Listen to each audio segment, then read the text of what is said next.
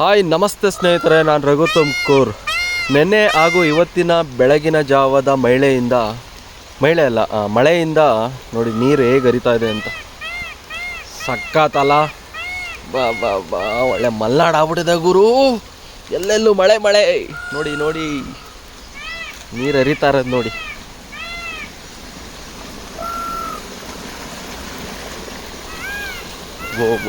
ಗೋ sound ಕೇಳಿ,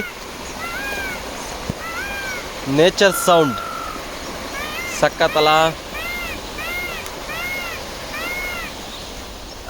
ನೋಡಿ. ಅಲ್ಲೆಲ್ಲ ನೀರು ನಿಂತ್ಕೊಂಡ್ಬಿಟ್ಟಿದೆ, ಎಲ್ಲ ನೀರು. ತುಮಕೂರು ಹಾಗೂ ತುಮಕೂರಿನ ಸುತ್ತಮುತ್ತ ಸಖತ್ ಮಳೆ. ಈ 3-4 ದಿನದಿಂದನೂ ತುಂಬ ಮಳೆ, ನಿನ್ನೆನೂ ಇವತ್ತೂ ಮಳೆ.